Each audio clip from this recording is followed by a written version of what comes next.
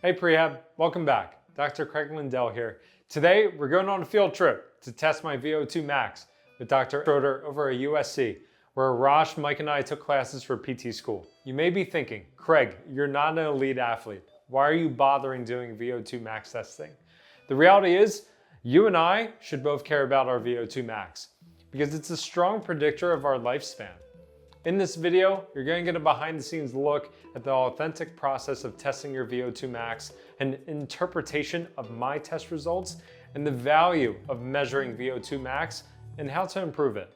It's been roughly 10 years since the last time I did a VO2 max test, which happened to take place in the same exact lab.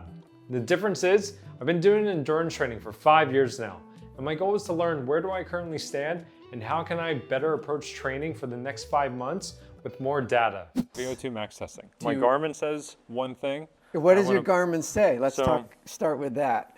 So the Garmin says that my running VO2 is 44, and then my biking, I got into a new bracket category of a new color. It says 49. Okay. So I have a feeling maybe I'm somewhere between 45 and 50. That's what I want to push for today. All right. So I don't want to get off the treadmill 50. Until I hit You're not 50. You're not getting off till you hit a 50. And then is the protocol incline and speed, or what are you thinking? So let's start with your triathlete. Yeah. Are you stronger as a cyclist or a runner? I would say probably cycling. I'm strongest. Okay. And so technically, the average person performs better on a treadmill. And if you're a strong runner, you're going to do better on treadmill. If you're a really strong cyclist, then you'll do well on the cycle. But triathletes, the average triathlete will perform better on a treadmill running. Okay. So you're only on there for about 15 minutes, including like 5 minutes of kind of walking, slow jogging, and it gets a little, here's speed and grade, what we do. So starting out at, 3.5 miles per hour, 2% grade, and then it goes up. You're not expected to finish here. Nobody's ever gotten to the end. Yeah, what's the best you've seen? Yeah, people are tapping out kind of in the stage 7, 10% grade. This stuff happens fast. So the grade will get you. Yeah. That's what gets everybody. Do you run hills at all? Yeah. Just trying to gauge and help you make a decision here. It's ultimately yours. We can do it on the bike. I have a feeling you will do better on the treadmill. I was planning on the treadmill. Okay. Yeah. Then let's do that. Remember, for this test, you will be breathing room air. Comes into the one-way breathing valve, goes into your lungs. Everything you blow out goes into the machine, the metabolic cart. You will be wearing the mask. And some people get a little claustrophobic with it. Just depends on the individual. If you've ever scuba dived, snorkeled, it's similar. Okay. And you can breathe through your mouth and nose. And you will feel a little resistance because of the one-way valve. But once we get you set up, get you used to it, you'll remember how it feels. And you'll just be focused on your running. We'll tell you, this stage, it's going to increase in speed and grade, so just be ready and my palms are getting sweaty. You just stay with it. Yeah, we'll see how your resting heart rate is here. Yeah, usually it starts high, comes down a little, and goes back up. Yeah, for sure. We say a bit of mind over matter here. So. Oh, that's all of it. Yeah, pushing yourself, and when it gets a little uncomfortable. Is VO2 max testing only worthy for elite athletes, average person? And for me, it's interesting. As I plan for this race, I have to buy into this idea of training fatigued. So I'm hoping that doing VO2 max testing today helps me to dial in what is my fatigue level. Because running marathon after exercising for 8 hours, I'm going to be fatigued. But how can I sustain running a marathon if I know where my threshold is, right? At what point am I just redlining versus as long as I stay below that point, then okay, I have more confidence going into the marathon. Yeah. Absolutely. Good question there. A couple questions. The first one, notoriously a VO2 max test was for high-level endurance athletes, whether they're triathletes, cyclists, runners, swimmers, anyone doing distance type stuff. and it was kind of exclusively used for endurance athletes. That's what we would always test, high-end athletes. And then more recently, it's transitioned to a test for longevity. So even physical therapy clinics are using it to gauge just health and wellness. Now, when I say that, test of longevity, because it's a cardiopulmonary test, you're getting an assessment of someone's cardiovascular and pulmonary system and how it responds, whether you're using inhalers or whatever to help you out there. Good stuff. No, it's a great test for overall fitness or health, and you don't need to be an athlete to do it. In fact, we have a physician that refers all her patients to us to test. They're not athletes. She just wants to know where they are at health kind of status, and as it is a reflection of longevity now, articles are coming out based on your VO2 max and how it relates to mortality, even morbidity, and so it's a good test of health, not just high-end fitness. Performance measures and getting numbers and stuff, and utilizing that, it's great to see where you're at, and you can compare to what's normal, what's an elite athlete, a marathon winner, a triathlete winner, what they're generally at, and see how you compare. But it gives you an idea of what your VO2 is, so how much oxygen you use per minute of exercise per kilogram body weight, and relative to your heart rate response too, so you can get your heart rate zones relative to your VO2, and also will give you your ventilatory threshold, which is a correlate to your basically lactate threshold. Yeah. Which my watch says that my threshold at the moment, which I established back in September, is like 178 heart rate wise. Or heart rate. Wow. So that's up there. If it is that high, that's I think it's even going to be higher. What's the max heart rate you typically see when you're really pushing it in your training? If I go all out, definitely high 180s. Like at least my Whoop says that my max heart rate is 191, so I've hit that at some points. Yeah. But even yesterday when I was pushing it, like I really, really had to be pushing it hard muscle-wise, and I'll get to like 181. Okay. But the other day I was doing some like threshold running, and I was at 180, 181. And I was like, I could live here for a little while. So I do think that it's even higher than 178 at the moment. We'll see. We'll see. Prove me wrong, but I'm guessing it's lower than that. So that'd be hard.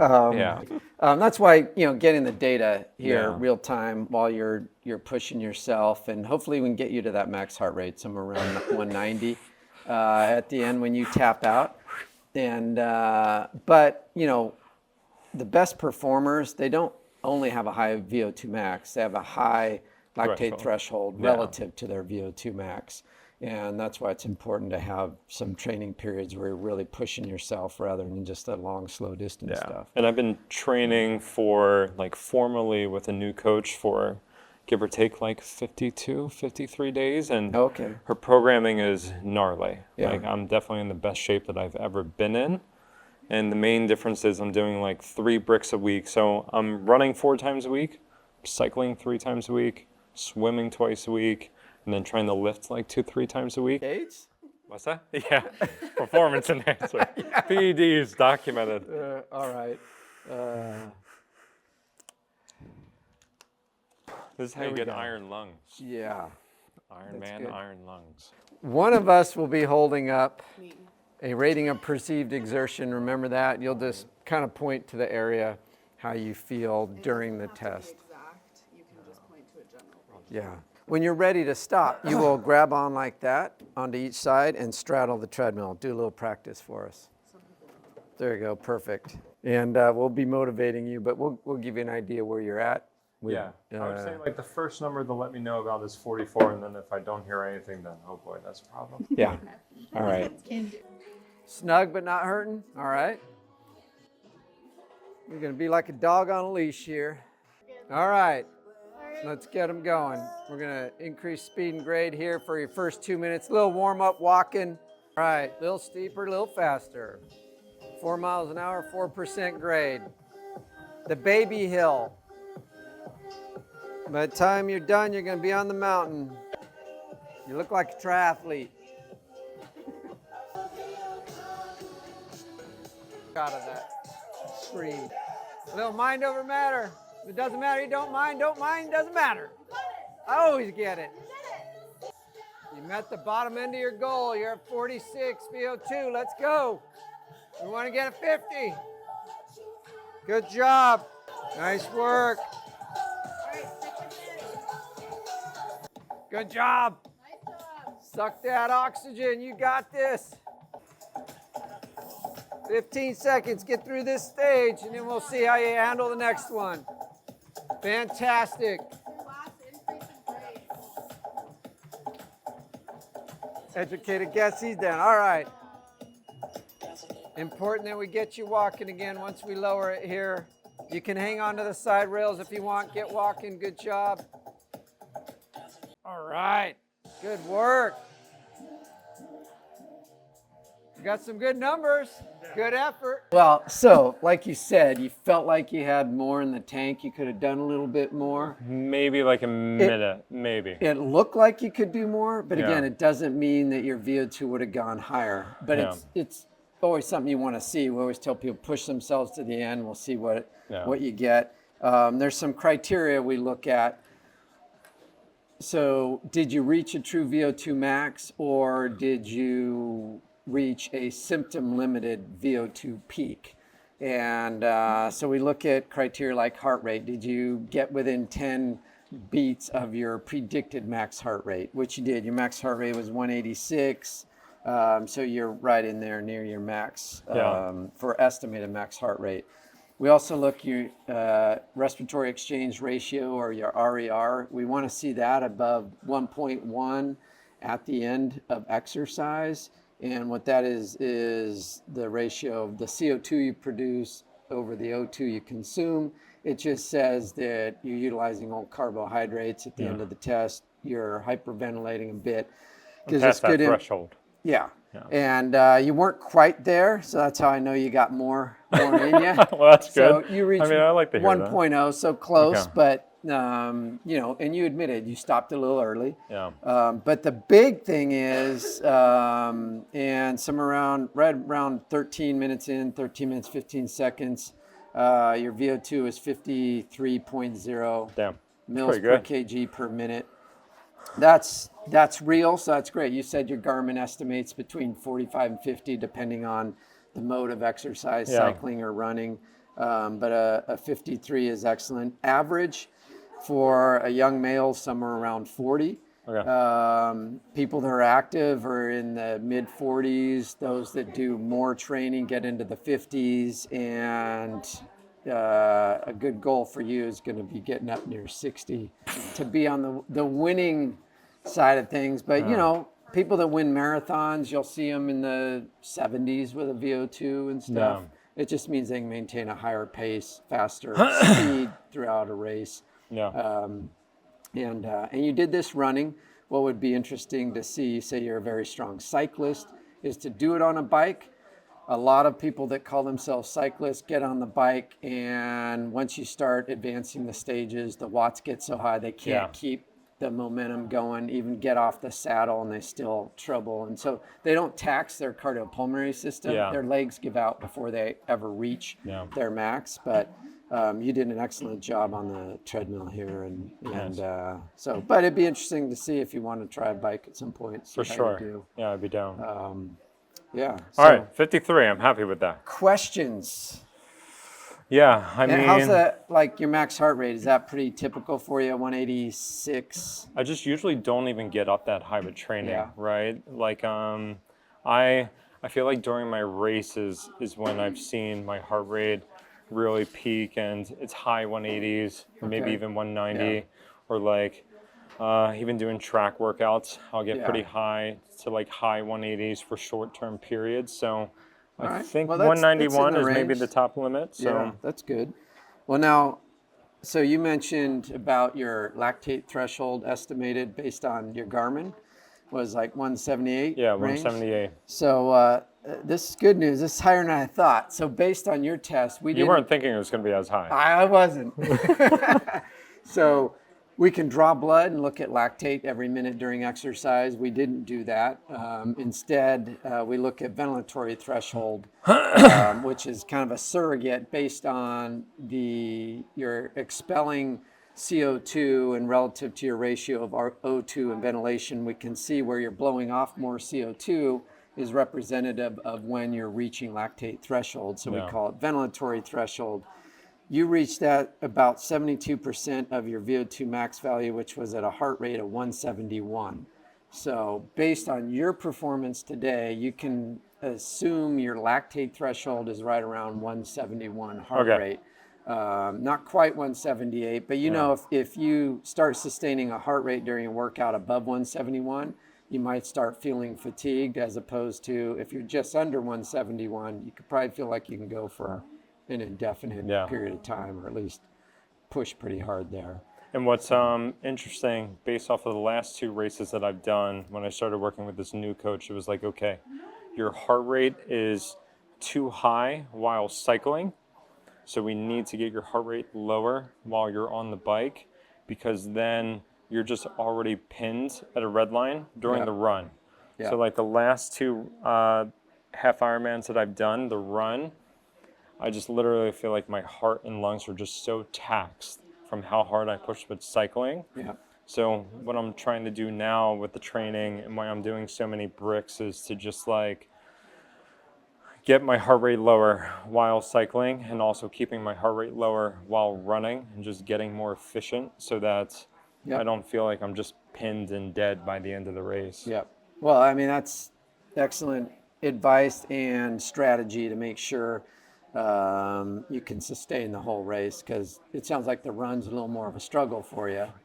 And so if you can kind of spare energy and be a little less stressed during the ride portion of it. That's what I'm trying to figure out. So well, with the training you're doing, and now you've got real-time data to look at numbers, and based on heart rate and your VO2 here to work with. So and it's good to know. I mean, your Garmin, those are excellent. Get some metrics, but you're a little bit higher than what it's been giving you. That's good. I like it. So no, that's awesome though. I mean, obviously that's got to make an estimate based on kind of heart rate response and demographics, other, info you put in. With all the VO2 max testing that you do, I'm curious as to, like, now it's definitely become more in the spotlight. It's a longevity metric.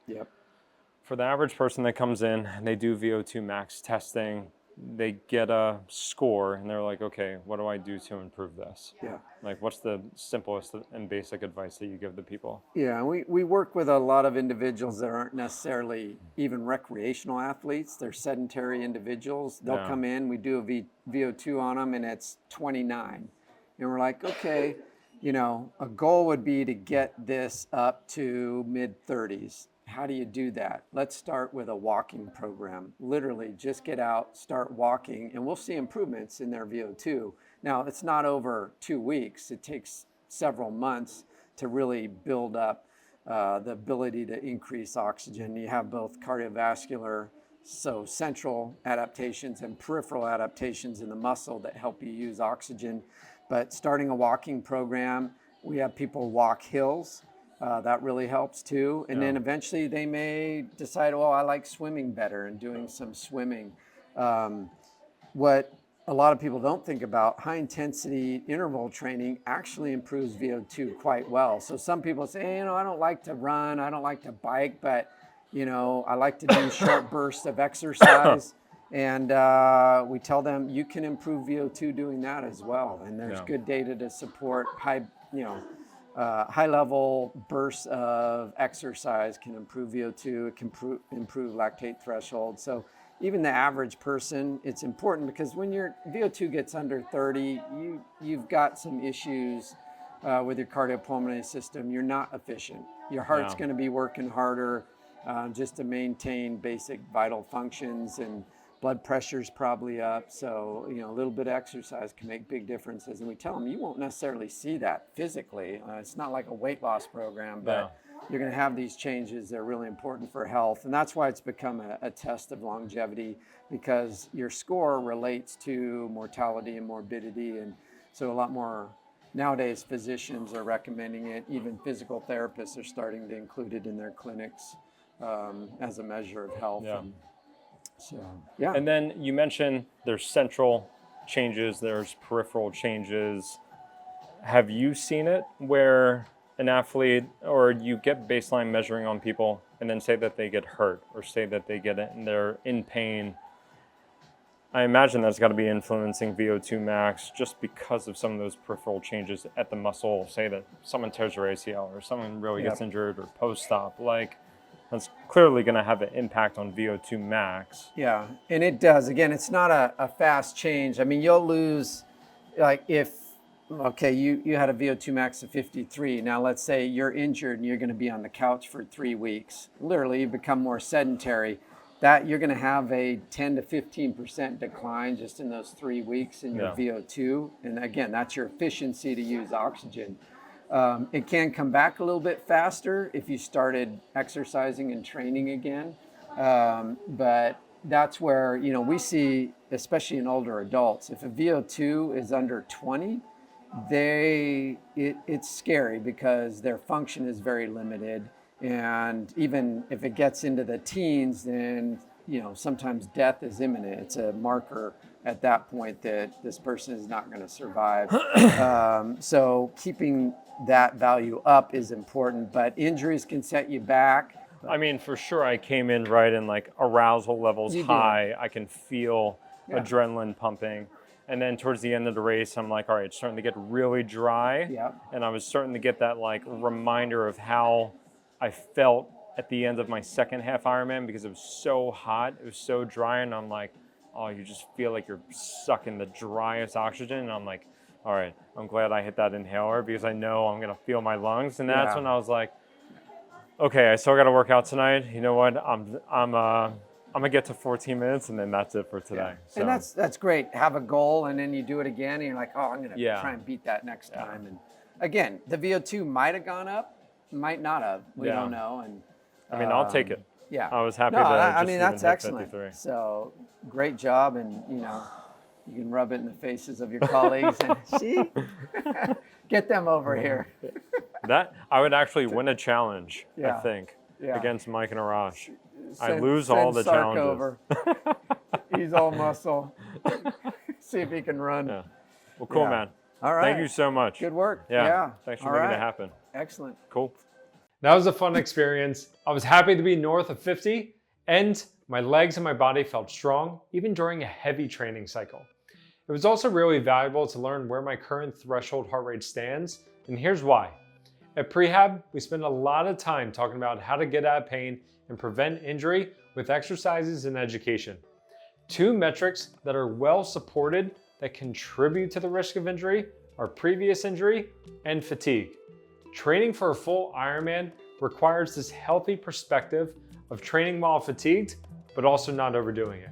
I find myself navigating this razor edge on a daily basis with my workouts. Mentally, I'm pushing myself past the point that my body wants to stop. But I'm also listening to the signals my body is giving me. This thing hurts. It's burning. It's aching. My heart rate is really high. Do I push through it or should I stop? We like to say you can't manage what you don't measure. Now that I know where my threshold heart rate is when running, I can approach training sessions feeling more confident that I can push if and when I need to, but I can also decrease my risk of injury knowing when significant fatigue is around the corner. I hope you found this video helpful. I'm excited to test again closer to my race date. Should I do the treadmill? Should I do biking? Have you tested your VO2 max and has it helped you with your training approach? Leave a comment, let me know. And of course, any support along my Ironman journey is really appreciated. So thanks for tuning in. See you next time.